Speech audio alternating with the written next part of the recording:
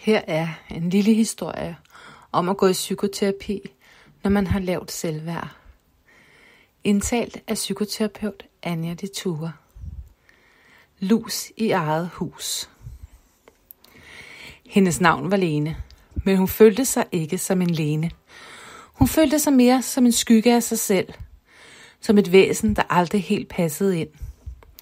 Hendes selvværd var lavere end det mindste hul i jorden, og det havde det været i årevis. Hun var blevet voksen nu, havde et job og et lille sted at bo, men hun levede livet gennem en usynlig mur, der adskilte hende fra andre mennesker. Hun havde svært ved at tale i forsamlinger, og selv på arbejdet sad hun mest i stilhed og var bange for at sige noget forkert. Det var som om, der var en indre stemme inde i hende, der konstant mindede hende om, hvor lidt hun var værd. Stemmen sagde, hvem tror du er? Ingen vil lytte til dig. Du er bare en lus. Og den stemme, den blev højere og højere, nu mere hun forsøgte at kæmpe imod den.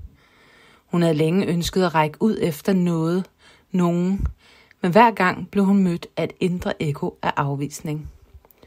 Men en dag, da ensomheden føltes som en kvælende dyne over hende, så tog hun en beslutning. Hun besluttede sig for at opsøge en terapeut. Lene havde hørt, at psykoterapi kunne hjælpe en til at finde ro og styrke i sig selv. Måske kunne hun også lære at dæmpe den indre kritiske stemme, der konstant gjorde hende lille. Hun sad i venteværelset og følte sig som et barn, der ventede på skældud. Hendes hænder var kolde og fugtige, og hjertet hamrede mod hendes bryst som en tromme.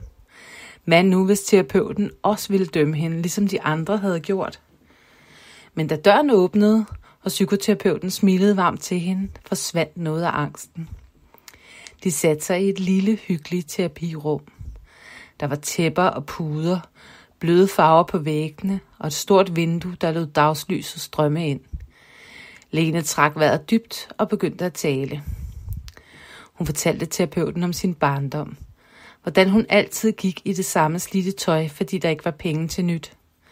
Hvordan hun aldrig havde madpakke med i skole. Og hvordan de andre børn kaldte hende lus. Det værste var, når pigerne stod i en lille cirkel rundt om hende og rystede på hovederne, mens de lå og pegede. Du er en lus, Lene. En lille, ubetydelig lus.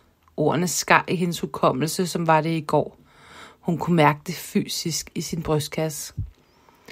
Terapeuten lyttede opmærksomt. Efterhånden som Lene talte, begyndte hun at forstå, hvordan disse her barndomsminder havde formet hende. Pigerne i klassen havde ikke bare kaldt hende lus. De havde plantet en stemme inde i hende. Og den her stemme, den lød stadig som et ekko i nutiden, og viskede grimme ord, hver gang Lene forsøgte at træde frem i lyset.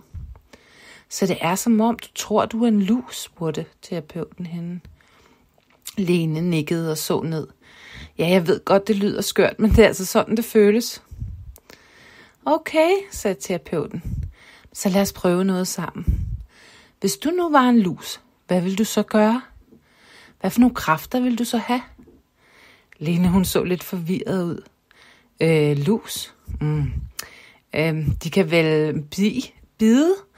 Altså, de kan bide folk i hovedet, de kan klø. Terapeuten nikkede lige præcis.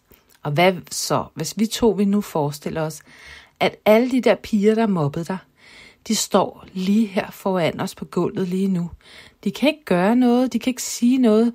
De står bare der i en klump. Kunne du så give dem et stort lussepust ud i luften? Lene, hun tøvede. Men så kom der et glimt af noget i hendes øjne. Noget, der lignede vrede. Eller måske rettere en form for modstand. Hun rettede ryggen, tog en dyb indånding, og så pustede hun. Et langt, kraftigt pust, som om hun pustede årtiers vrede og smerte ud i rummet. Og i Lenes fantasi skete der noget magisk. Pludselig så hun alle pigerne midt på gulvet. De stod og kløede sig vildt i håret. De grinede ikke længere af hende. De så forvirrede og urolige ud og rystede på hovederne og forsøgte at slippe af med den der kløende fornemmelse. Lene, hun begyndte at grine. Først lidt forsigtigt og så højere. Terapeuten smilte. Hvordan føles det at give dem sådan et lussepust, spurgte hun. Det føles faktisk rigtig godt. Det er ligesom om, jeg kan trække vejret lettere. Det er som om, min brystkasse gør ikke lige så ondt længere. Som om, jeg kan trække vejret frit, sagde Lene og kunne mærke en varme brede sig i kroppen. Det føles som om, jeg endelig får sagt fra.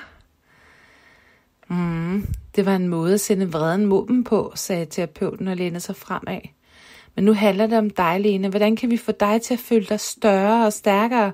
Hvordan kan vi puste dig op fra en lille lus til den der kvinde, du er i dag?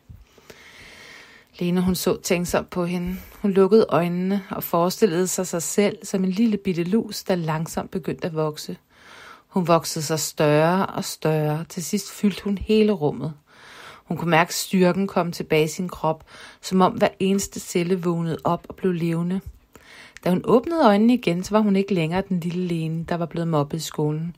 Hun var en voksen kvinde med mod, styrke og en ny følelse af selvrespekt.